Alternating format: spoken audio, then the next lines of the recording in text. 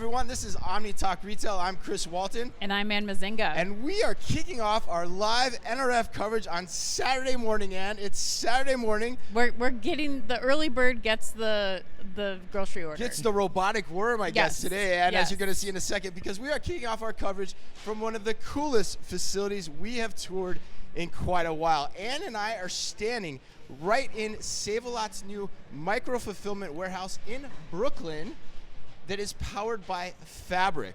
And joining us today to tell us what it's all about, to tell all of you what it's all about, is Jonathan Morav, Fabric's VP of Sales. Jonathan, welcome to Omni Talk. Welcome to Brooklyn. Thanks for having me. Thanks, man. Yeah, I've only been here a few times. It's good. It's a good place to be though on a Saturday morning. Snowy Saturday morning, no less. Very snowy Saturday morning. Yeah. Well, let's start.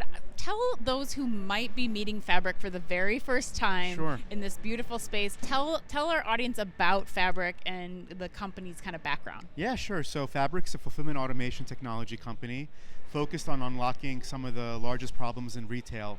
More specifically, unlocking profitable on-demand e-commerce grocery delivery for grocers in North America and globally. And how long have you been working with Fabric? How long has the company been around? Yeah, so the company's about 9 years old now.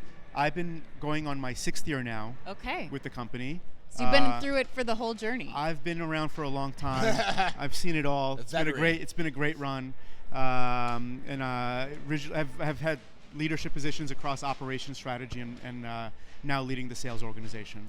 And tell us a little bit about where Fabric currently has installations, because we're going to talk about this one particularly because there's a lot of aspects that are unique. But talk about what you've learned over the course of the time at Fabric that's enabled you guys to put this installation in place. Yeah, so I think Fabric was founded as a technology company, but we're not only a technology company. So we actually started as a company that actually operates the sites that we build. Okay. So early on in the process, we built a very strong operating muscle. And that what allowed us to do is actually feel the pain that our customers are feeling. Your operators, the operators are feeling, and take those learnings and put them back into our product development from firsthand experience. Right? And I think that's a really powerful distinction that we have against some of the other folks that we compete with in the space. And you see that evident in the product that we've deployed. And our customers tell us, wow, this is exactly what we need. Yeah, you're eating what you cook, so to speak. Yeah, that's it. We love that. We love people that eat what they cook. It's kind of our mantra here at Omni Talk. All right, so we're standing in this pretty brand new Brooklyn warehouse facility that you guys are powering for Save-A-Lot. It's pretty impressive. You guys can see it if you're watching. Like, there's robots moving here behind us in the background. What is so unique about this site particularly? Yeah, so I think first and foremost, we are literally in the heart of Brooklyn, New York. Probably the densest part of,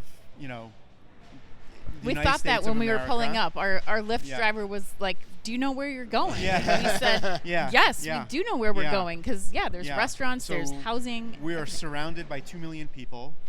We are within 30-minute reach of 2 million people. Wow. Okay? Yeah. So this facility serves all of Brooklyn from this one location.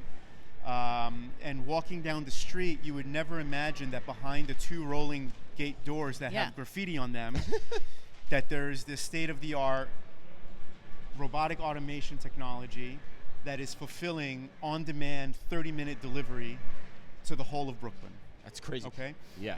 And so like, this building looks pretty old too, right? Like, so why is that such an important factor here, like in terms of what you're able to do and where you're able to put this? Yeah, so we've designed a modular, easy to deploy system that can be deployed in what we call atypical spaces. Okay, atypical spaces. So we were designed, or we designed the system to be able to be deployed in very dense urban areas. Okay.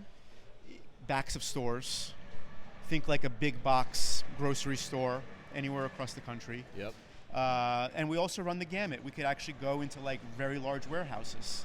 And so we go from what we call nano to kind of a more macro model, right? And that's really interesting, because when you start to think about solving for on-demand grocery, proximity to your end customer is absolutely key. Right. You can't do that in some large warehouse that's an hour outside of the city. Right? And so we built this system in a way that allows us to deploy it in a building that's literally 100 years old in the heart of Brooklyn. Yeah. And how big is this facility, Jonathan? And then also I'm curious too, like like how do the dynamics of cold and fresh and all that work? Yeah, great question. Yeah, so the facility is 7,000 square feet, which actually for us is a little bit larger on the nano side of the equation. Our true nanos run about 4,000 square feet and can drive kind of top line sales of $10 million a year through the system, which is really, really amazing. And I think what's really interesting about what we built here in Brooklyn, it's the world's first fully automated tri-temperature zone automated grocery facility. And what does that mean? So what that means is that all of the goods are in automation. Ambient, chilled, and frozen. Okay. All stored in automation and picked via all automation. All in these bins behind us. All in the bins behind us across multiple temperature zones. Wow. Same size bins, roughly? Same size bins, roughly. Yeah. Frozen totes that keep the goods frozen, indefinitely.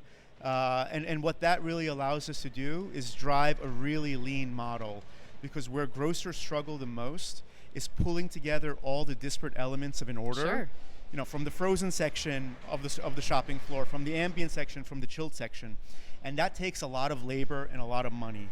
And that's where a lot of the losing economics of the online grocery model reside.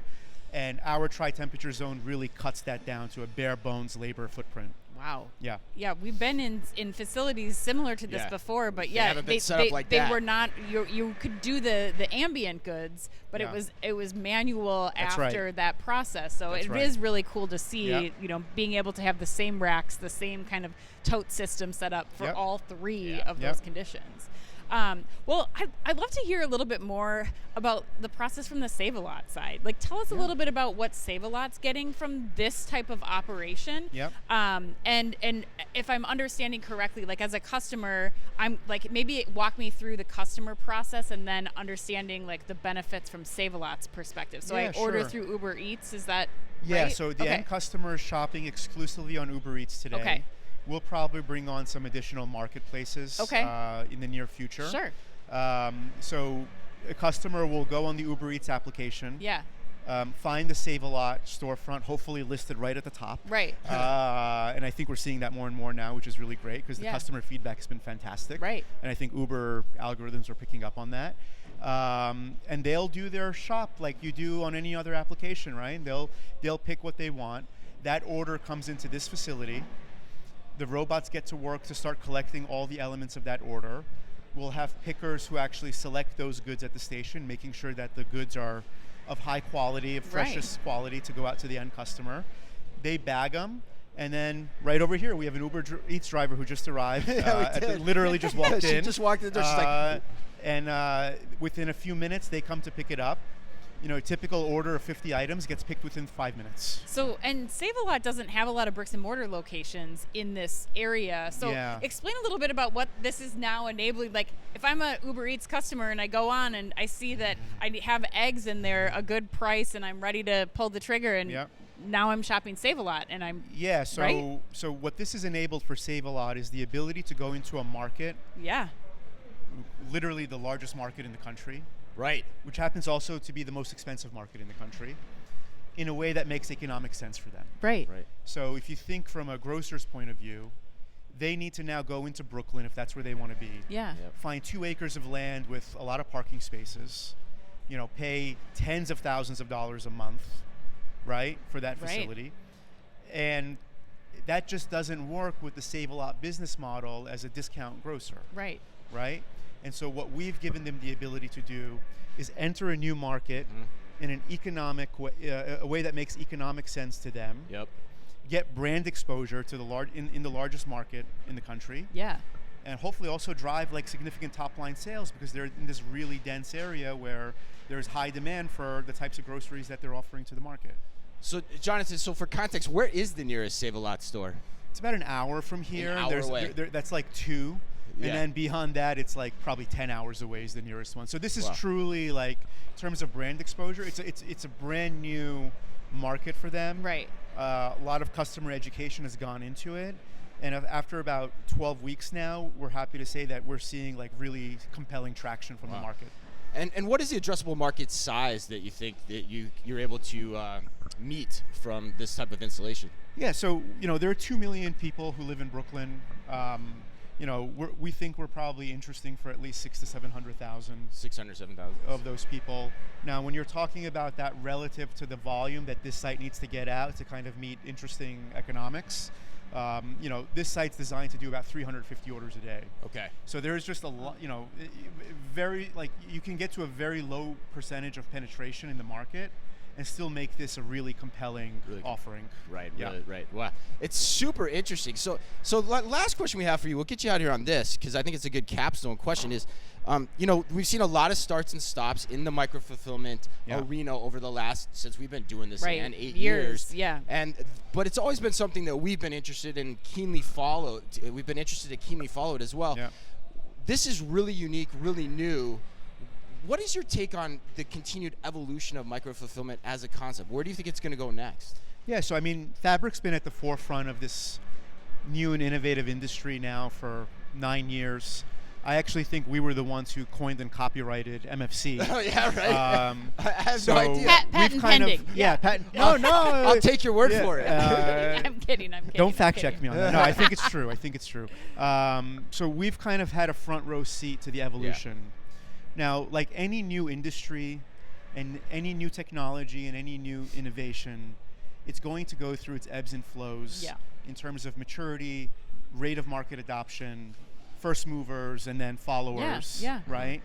And I think, I truly feel that we're at this inflection point where both the grocers and the technology are now ready for meaningful scale. Right. And now that's, after a 9-year journey, right? And it's taken some time, but right. And I think the marketplace adoption too has got to be up from the consumer side too. Absolutely. More so than it was, where it makes it easier to go into a new market. Having demand aggregation marketplaces out there in place. Great point, Ann. Yeah. Really amazing point. That's been a big boost as well. Sure. How did the pandemic impact things, good or bad, in terms of the evolution of the MFC? Yeah, concept? Obviously it accelerated kind of market penetration for e-commerce grocery, first and foremost. It brought a lot of eyeballs to that segment. Right. I think the penetration rate was 4% before the pandemic.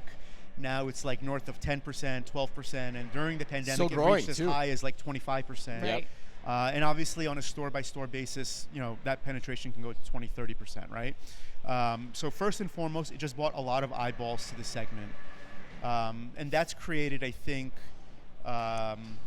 an impetus for grocers to start to move, because this has become a more meaningful part of their P&L, right, which they can no longer afford to ignore because they're actually losing money on these orders. Right. And so it starts to eat into their gross margins. And so now it's kind of compelled the grocers to start to move in a more aggressive way. And Jonathan, is that something that you would say is one of the most important things when you're talking to new potential clients? Is that the most important problem that they're trying to solve right now, and why they're kind of reaching out to Fabric? Yes, I think in terms of prioritization, first and foremost is how can I be more competitive and gain market share against the guy across the street? Oh, really? Okay. Right? All right.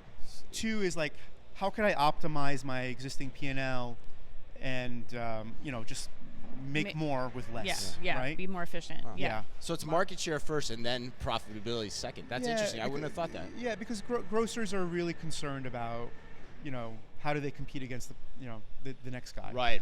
Yeah, it's a very, very competitive space, without a doubt. Yeah. All right, well, man, this was so awesome. And this is such a great kickoff to our coverage at NRF. It's Saturday morning. I imagine people are going to be watching this, probably going to want to reach out, get tours themselves for those that are here in New York, maybe even after the show, after the conference as well. For sure. If people are interested and they want to do that, what's the best way for them to do that, Jonathan? Yeah, sure. So you can find me on LinkedIn, Jonathan, Jonathan. Last name Morav, Morav. Find me on my LinkedIn. Shoot me a DM. You can shoot me an email, jonathan.morav@getfabric.com, or you can just find us on our website, getfabric.com, and send us a message through there. Awesome. Thank you so much. Yeah, Jonathan, thank you so much. Thanks for opening the doors to us today. Oh, we're happy to have you. Saturday morning in January in New York. It's cold in here, too. Yeah, it is. Yeah, right? It's nice, but it's nice. It's very nice in here compared to outside. Yeah. So thank you for opening the doors. My pleasure. It's been a great experience. Great getting to talk to you. And Ann, as always, be careful out there.